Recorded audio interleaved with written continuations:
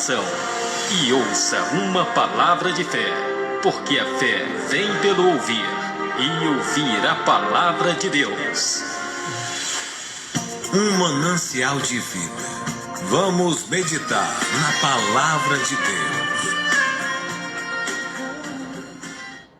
É isso aí, chegamos no momento mais especial, né? Que é o momento da palavra de Deus. E graças a Deus aqui a audiência do programa Ensinando o Caminho tem se alimentado bastante com o alimento precioso, o alimento eterno, que é a palavra verdadeira do nosso Deus, né?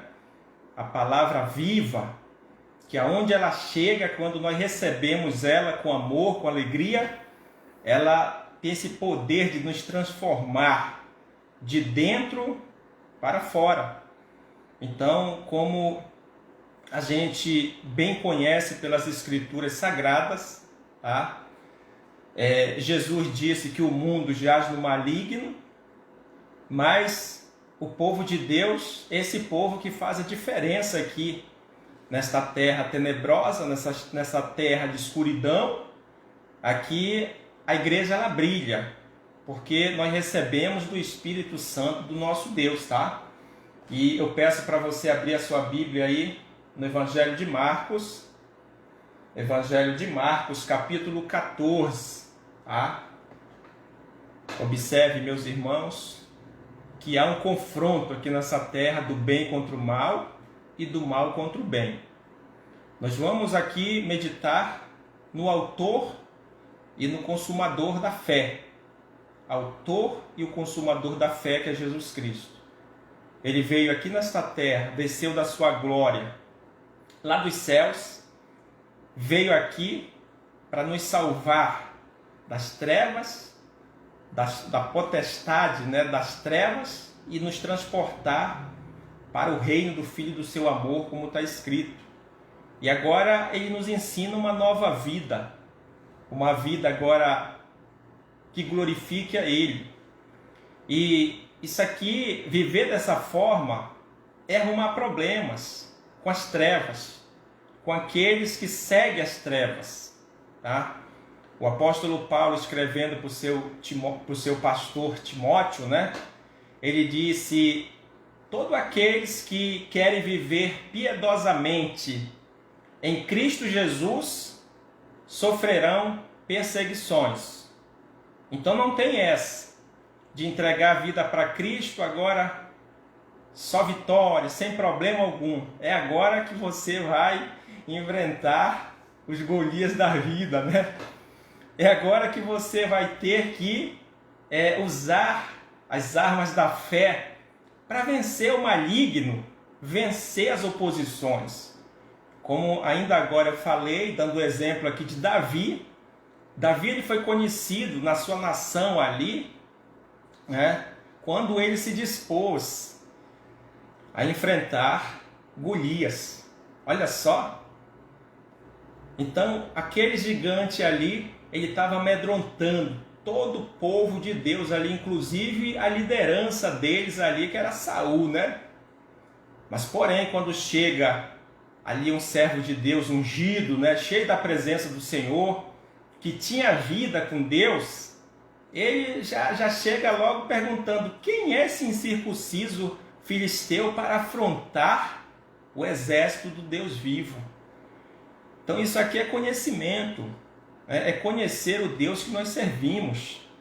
Quando a gente se dispõe dessa forma, né, com esse dispor a lutar contra as dificuldades, os problemas, a gente está demonstrando que a gente tem um conhecimento de Deus e tem uma relação íntima com Deus que criou os céus, a terra, o mar e tudo o que há, tá? Então, como o próprio Senhor Jesus falou, o povo dele aqui nessa terra, ele usa uma figura, né, de linguagem chamando de trigo. Trigo, né? Esse produto aí que produz vida, né? Que produz alimentação para todos que estão aqui na terra. Trigo, tá? O Senhor usa essa linguagem para o seu povo, dizendo que o seu povo é trigo. E ele também usa outra linguagem aí, né, para o povo que não pertence a ele, chamando-os de joio. E observe aqui, meus irmãos, que todos estão misturados, tá? Não há separação. Tá? Observe que na parábola do joio, Jesus fala assim que chega o servo para ele, mas o Senhor plantou boa semente no seu campo, mas o inimigo, quer dizer, e esse joio que está aí, né? Aí Jesus disse, o inimigo veio à noite e semeou o joio, né? No meio do seu povo, no meio do povo de Deus, olha só, para causar escândalos, né? Aí os servos perguntam ali, os anjos, né? O Senhor quer que a gente arranque logo esse joio? Ele disse, não, deixa todos crescerem juntos, né? Que naquele dia, no dia da ceifa, né, haverá separação. Eu enviarei os meus servos, os anjos, aonde separarão, tá? Então observe que o povo de Deus, ele produz frutos para a glória de Deus. Frutos de bondade, de amor, de misericórdia, tá? Isso é ser luz do mundo. É ter testemunho de uma nova criatura. Porém, esse joio que está no meio da igreja promove escândalos, ódio, tá? Inveja, prostituição, adultério, todo tipo de coisa que envergonha. Então nós só podemos observar quem é quem através dos frutos. Foi Jesus que falou isso, tá? Observe os frutos que cada um está dando. Marcos capítulo 14 e o verso é o 1, né? O título fala assim, o plano para tirar a vida de Jesus. Quem era Jesus, meu irmão e minha irmã? Jesus é o santo, né? Jesus é o Deus que criou todas as coisas, que desceu da sua glória, como está escrito, para vir aqui embaixo na terra, nos salvar. Ele desceu sem pecado, ou seja, santo, e voltou sem pecado, santo, para o Pai. Aí você já lê aqui, um plano para tirar a vida de Jesus. O verso 1 diz, dali a 2 dias era a Páscoa e a festa dos pães asmos. E os principais sacerdotes e os escribas, observe que são religiosos, e os escribas procuravam como prenderiam a traição e o matariam.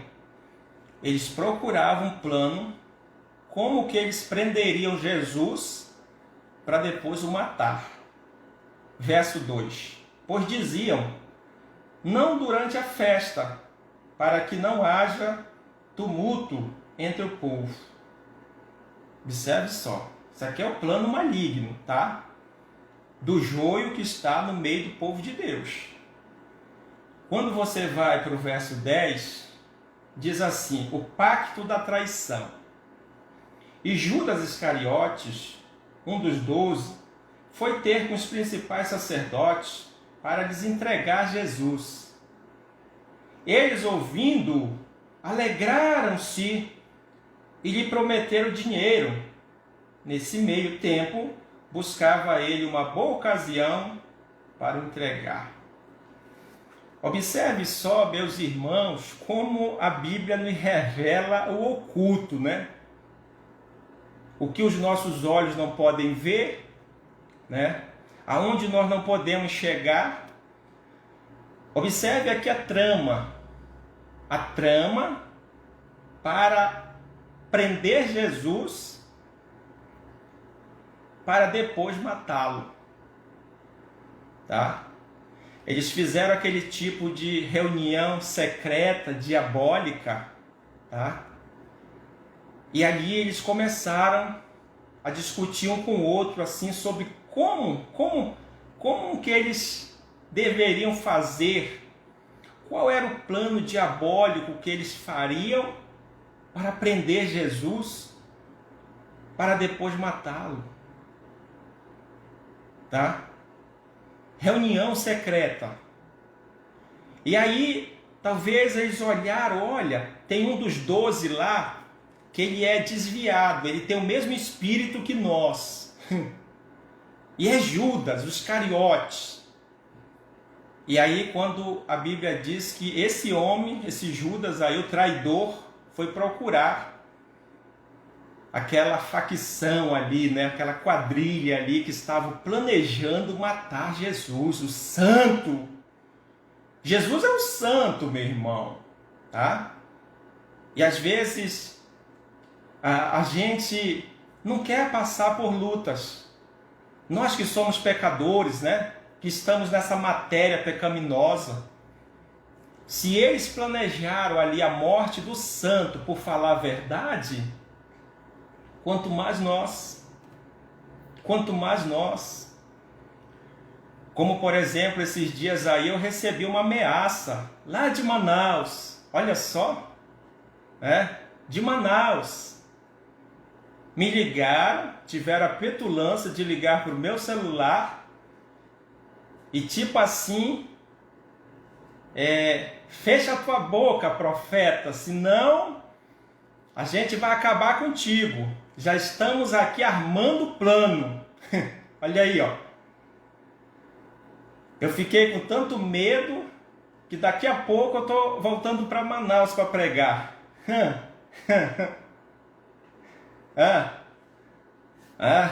O profeta de Deus é esse, meu irmão. O apóstolo Paulo disse: eu já estou crucificado com Cristo. E a vida que agora eu vivo é para Ele. Tá? O viver para mim é Cristo, ou seja, exaltar o meu Deus na minha carne, no meu corpo, na minha matéria, enquanto Ele permitir que eu esteja aqui. E quando Ele me recolher, vai ser lucro, porque eu vou estar contemplando a face do meu Deus, aquele que também padeceu, aquele também que sofreu, aquele que foi alvo, né, de planos diabólicos. Está aqui, ó, Marcos capítulo 14, tá? Os principais sacerdotes e os escribas procuravam como o prenderiam, a traição, e o matariam. Eles são covardes, essas pessoas, elas são covardes. Elas não têm coragem de encarar, de olhar para os seus olhos, tá? É a traição, tá aqui, ó. Os principais sacerdotes. Quem eram os sacerdotes, meus irmãos? Eram os que comandavam aquele povo na época. Agora imagina, ao ponto de Jesus falar assim: pode porventura um cego guiar outro cego? Não cairão os dois no barranco, no abismo? Não cairão no abismo? Mas é porque a verdade incomoda as trevas. E eles falavam consigo mesmo, né, com eles ali nas suas reuniões secretas, obscuras. Temos que prender Jesus e nós temos que aqui trazer umas testemunhas falsas para testemunhar contra ele, para que ele venha a ser morto. É assim, ó. Aí Paulo escrevendo para o seu pastor Timóteo, lá em 2 Timóteo, ele diz o seguinte, né?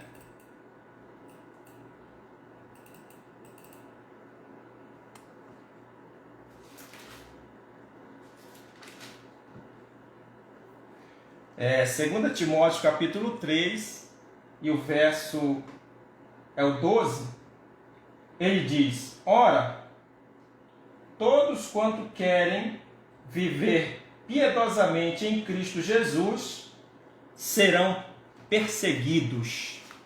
2 Timóteo, capítulo 3, e o verso é o 12. Tá? Grife isso aí. Todos, quanto querem viver piedosamente, ou seja, seguir os passos do Mestre, esse mesmo aqui que foi alvo de calúnia, alvo de difamação, esse mesmo aqui que na reunião secreta dos religiosos, dos joios, eles diziam, nós temos que prender para depois matar, mas não diante do povo, tem que ser secreto. Eles falavam, a traição. Aqui, ó. Meus amados, nós estamos aí vivendo os últimos dias. E o inimigo, ele está louco para tragar o máximo de pessoas. Porque através de quem que o diabo age? É através dessas pessoas aqui, ó. Através de quem ele agiu para crucificar Jesus ali? Através dos falsos religiosos. São esses aqui os traidores, ó. Os traidores que não têm compromisso com Deus, que não tiveram seus corações transformados. Aí quando eu vejo essa hipocrisia aí, vamos para frente do hospital fazer um clamor. Não, se converta em primeiro lugar. Porque esse tipo de gente aqui, ó, aos domingos, estão lá, ó, nos seus templos, levantando a mão ali, mãos imundas, mãos cheias de sangue, né? Como Tiago vai dizer, lavai as suas mãos, pecadores, né? Aí estão lá, clamando para Deus fazer isso, fazer aquilo, não é isso? Assim diz aqui, Tiago 4, verso 4, ó. Infiéis, não compreendeis que a amizade do mundo é inimiga de Deus? Aquele, pois, que quiser ser amigo do mundo, constitui-se inimigo de Deus. Tá? O que é seguir o mundo? É seguir os passos das trevas. Né? Então observe que há esse confronto aí. Quem quiser viver a verdade vai sofrer perseguição. Mas não tenha medo não. Não tenha medo não, que Jesus está no controle de tudo, meu irmão, minha irmã. Tá? Entregue ao reto juiz. Chegue na presença dele e diga, Senhor, eu coloco diante de ti os meus perseguidores, os que estão tramando ocultamente contra mim. Faça isso. Faça isso e espere a resposta de Deus na sua vida. Tá? Não vos vinguei a vós outros. Não se vingue a si mesmo, não. Tá? Fique em paz, fique tranquilo. Tá? Porque quando Jesus fala assim, ó, quando vocês chegarem num lugar e não vos receberem, até o pó da vossa sandália, do vosso sapato, a areia, bata ali, que aquilo ali vai servir de testemunho contra eles no dia do juízo. Vocês lembram quando a Bíblia diz quão preciosos são os pés daqueles que pregam boas novas, que pregam salvação? Então o Senhor está dizendo, bata até a poeira dos vossos sapatos, porque aquela poeira ali, aquela areia ali, vai servir de testemunho contra eles naquele dia. É isso aqui que Deus manda. Ó. Então vire a costa para aquelas pessoas que te perseguirem. É a ordem de Jesus. Tá? Vire as costas e vá para outro lugar pregar. Tá? Não fique insistindo ali numa coisa que não tem como reverter, né? Nós fomos chamados para pregar para ovelhas e não para bodes. Tá? Ovelhas é aquela que teme a Deus e respeita os seus pastores, ama os seus pastores. Vocês lembram quando eu falo que a pessoa que não teme a Deus, ela não respeita homem algum? Isso é bíblico. Está lá em Lucas 18, Jesus contando a parábola daquele juiz iníquo, né? Havia um juiz iníquo numa cidade que não temia Deus e nem respeitava homem algum. Então, meu irmão, minha irmã, tudo começa de cima para baixo. Se a pessoa não teme a Deus, ela não respeita o seu semelhante, principalmente pastores. Elas vão odiar, elas vão querer combater a verdade, mas a Bíblia diz que ninguém pode ir contra a verdade. Tá? Ninguém pode ir contra a verdade. Quando aquele Salmo 91 ali diz: somente com teus olhos contemplará o castigo dos ímpios, é porque Deus julga a nossa causa. Deus julga a terra. Não fique com medo, tá? Das ameaças, não fique com medo do homem, tema somente o seu Deus. Viva de cabeça erguida com o Senhor, ou diante do Senhor, e deixa que Ele julgará a sua causa, tá? Estamos vivendo o tempo do fim, o confronto do bem contra o mal e do mal contra o bem, mas no final o bem sempre prevalece. Tem um ditado que diz, né, que o mal não prevalece, né? É bíblico. As pessoas que trilharam o caminho do mal, elas estão cavando covas para elas mesmas caírem ali, tá? O reto juízo está no controle da nossa vida. Igreja, não é tempo de clamar, é tempo de se arrepender, tá? Lavai as vossas mãos, tá? Lavai as vossas mãos. Vamos nos converter, né? Dos nossos maus caminhos. Pessoas aí dizendo que são evangélicas, mas são mentirosas. São mentirosos. Pessoas que se dizem evangélicas estão no adultério, estão na prostituição. Pessoas que se dizem evangélicas fazem um negócio com o próximo ali e não cumpre. Como que Deus vai ouvir uma pessoa dessa, meu irmão? Deus está irado com toda essa hipocrisia, né? Essas pessoas aí traidoras, como eu li aqui, ó. De que adianta elas estarem no templo, levantando a mão ali, saindo dali, fazendo reuniões secretas contra o seu próximo para destruir o próximo, para caluniar? Aí essas mesmas pessoas aqui convidam para fazer clamor, para Deus repreender o mal? Não! Leia o livro de Jeremias lá que você vai me entender direitinho o que eu estou pregando aqui. A oração do profeta foi rejeitada por Deus a primeira e a segunda vez, quando ele foi clamar por aquela nação. E Deus disse: essa nação é pecadora, está como Sodoma e Gomorra. Olha só, compare aí a nossa geração agora com aquela, meu irmão, minha irmã. Compare aí, tá? Aí depois a pessoa vem me ameaçar, querer me perseguir, que eu que estou errado, eu tenho que mudar minhas pregações porque está batendo na cara. Querido, se a carapuça serviu, coloque ela na cara, ou seja, crie vergonha na cara e se converta. Se converta dos seus maus caminhos e seja sarado pelo Senhor, rapaz. É isso que Deus quer. Mas não se levantar contra o profeta de Deus, você está se levantando contra o próprio Deus. O que Jó disse? Quem contendeu contigo, Senhor, e teve paz? Quem? Porque quem se levanta contra o profeta de Deus que está pregando a verdade, está se levantando contra quem, senão contra o próprio Deus. É momento de arrependimento, é momento de analisarmos a nossa vida, como nós estamos procedendo na presença de Deus, tá? Examine como é que está a terra aí.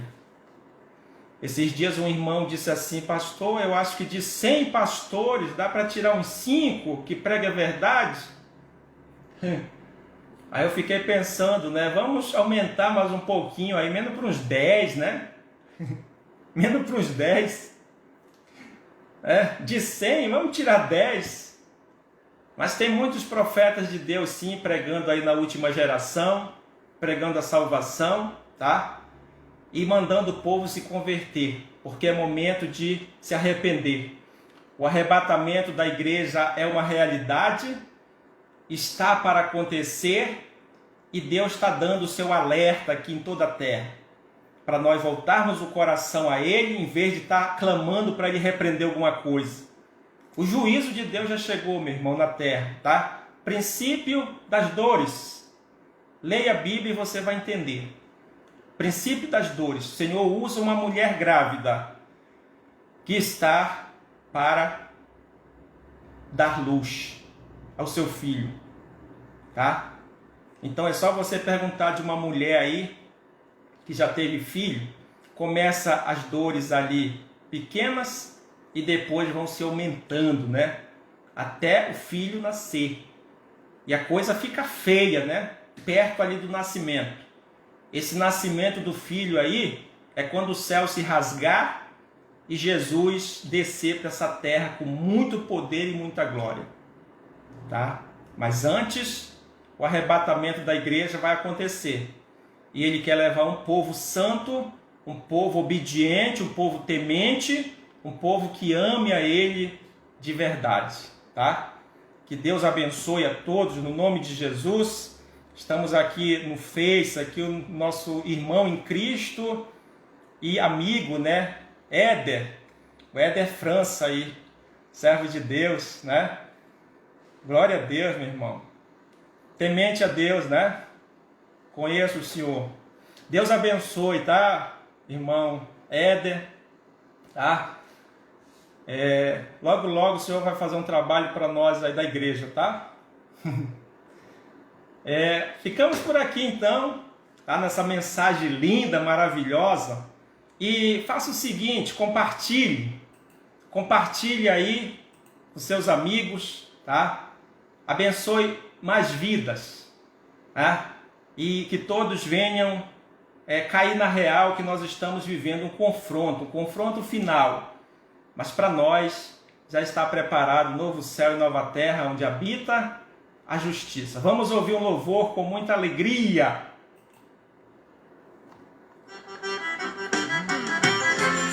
Ungido de Deus, ninguém pode tocar em você, pois quem tocar em você está tocando nele, pois quem é ungido de Deus está protegido por ele.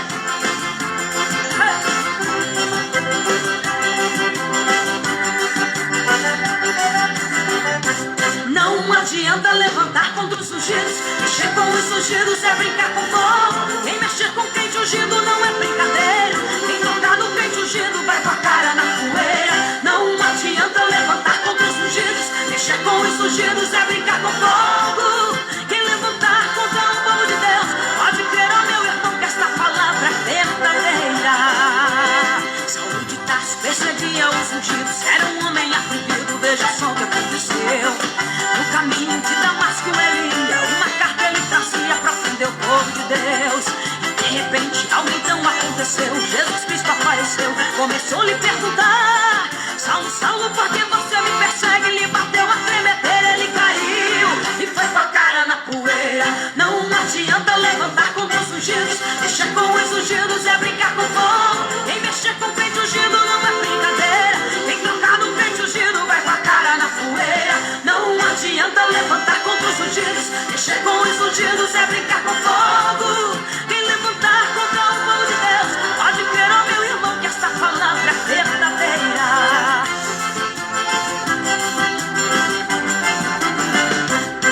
Israel estava sendo humilhado pelo gigante malvado e Davi apareceu e perguntou: quem é este circunciso pra tocar no povo ungido e afrontar o Deus do céu? Porém Davi chamou ele pra batalha e o Deus que nunca falha por ele se pôs de pé. Davi jogou a pedra e o gigante ele feriu, e então ele caiu e foi com a cara na poeira. Não adianta levantar contra os ungidos, mexer com os ungidos é brincar com fogo. Quem mexer com o crente ungido não é brincadeira, quem tocar no crente ungido vai com a cara na poeira. Não adianta levantar contra os ungidos, mexer com os ungidos é brincar com fogo. Quem